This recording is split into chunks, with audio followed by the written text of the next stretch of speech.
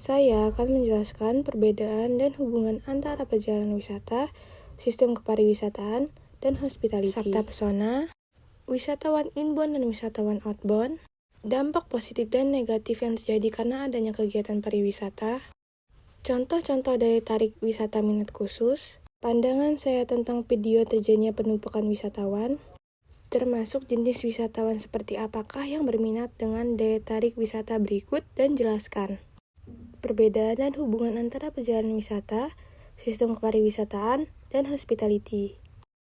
Perjalanan wisata. Perjalanan wisata adalah perjalanan yang dilakukan oleh seseorang atau lebih dengan tujuan antara lain untuk bersenang-senang.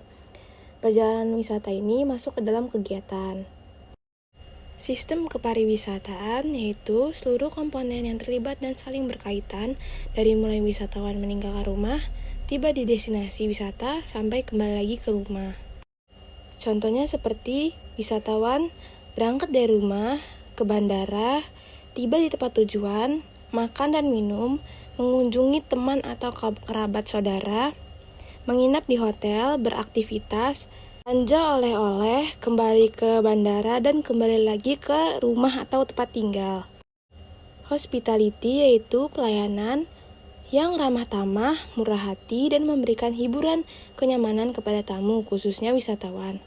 Hospitality ini masuknya ke dalam pelayanan. Pelayanan kepada tamu atau wisatawan agar wisatawan nyaman berada di tempat wisata. Apa yang dimaksud dengan sabta pesona? Dan menurut Anda, apakah sabta pesona masih cocok untuk penerapan pariwisata di Indonesia? Sabta pesona yang dilambangkan dengan lambang matahari yang memiliki 7 unsur, yaitu keamanan, ketertiban, kebersihan, keindahan, kesejukan, keramahan, dan ketenangan. Apakah sabta pesona masih cocok untuk penerapan pariwisata di Indonesia? Menurut saya, sabta pesona masih cocok untuk penerapan pariwisata di Indonesia. Karena pariwisata di Indonesia masih banyak yang menerapkan sabta pesona.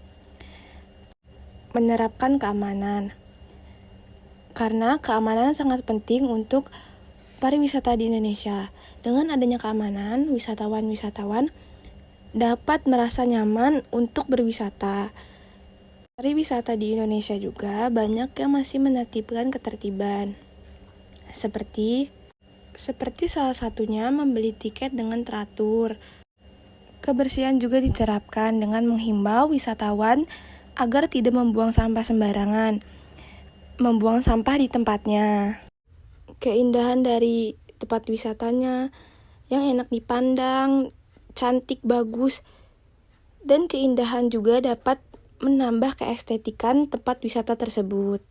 Banyak pariwisata Indonesia yang masih mengutamakan kesejukan agar wisatawan yang datang ke tempat wisata tersebut merasa nyaman, tidak kepanasan. Salah satunya mereka menanam pohon-pohon agar tempat wisata tersebut adem dan sejuk.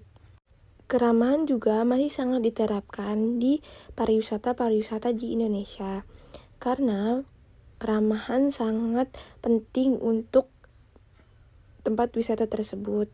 Dengan adanya keramahan, wisatawan dapat merasa nyaman dan senang berada di tempat wisata tersebut. Kenangannya itu, wisatawan dapat mengenang tempat tersebut karena keramahan, keindahan, kesejukan, kebersihan, dan ketertiban tempat tersebut. Dan para wisatawan selalu mengingat tempat tersebut dan ingin kembali lagi ke tempat wisata tersebut. Wisatawan inbound dan wisatawan outbound. Wisatawan inbound yaitu kegiatan wisata dari luar negeri ke dalam negeri. Contohnya, orang dari Amerika berwisata ke Indonesia, yaitu Bali. Wisatawan outbound yaitu kegiatan wisata dalam negeri ke luar negeri. Contohnya, orang Indonesia pergi ke Amerika untuk berwisata. Dampak positif dan negatif yang terjadi karena adanya kegiatan pariwisata. Dampak positif dari adanya kegiatan pariwisata yaitu salah satunya memperluas lapangan pekerjaan, bertambahnya kesempatan orang untuk berwirausaha, meningkatkan keterlibatan warga sekitar dan mengenalkan kebudayaan setempat ke wisatawan yang datang ke tempat wisata tersebut.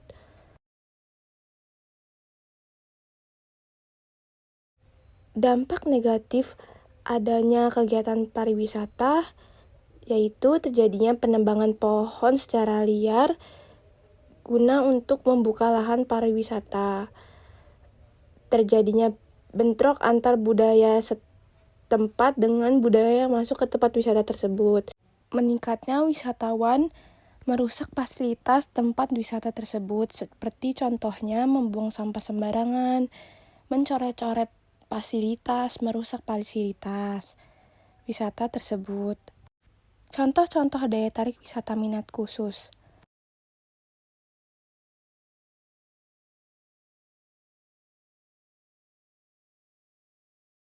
Ini adalah beberapa contoh-contoh dari daya tarik wisata minat khusus.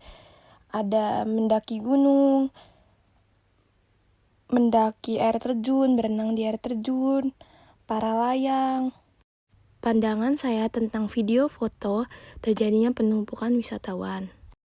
Berwisata seperti ini sangat tidak efektif karena bisa mencelakakan wisatawan yang datang ke tempat wisata tersebut. Dan parahnya juga dapat merenggut nyawa wisata tersebut karena berdesak-desakan. Seharusnya dari pihak wisata tersebut juga dapat mengurangi wisatawan yang masuk ke dalam wisata tersebut, seperti mengurangi kuota yang seharusnya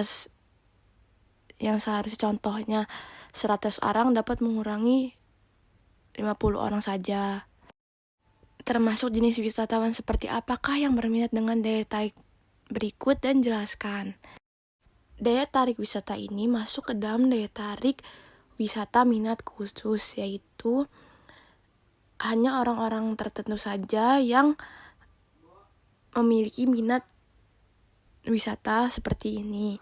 Wisata-wisata yang anti mainstream, seperti wisata yang naik ke atas gunung, mendaki gunung, dan turun untuk melihat goa, turun masuk ke dalam goa dengan menggunakan tali dan pengaman yang sangat safety, seperti helm proyek, tali-tali yang kuat untuk turun ke dalam goa tersebut.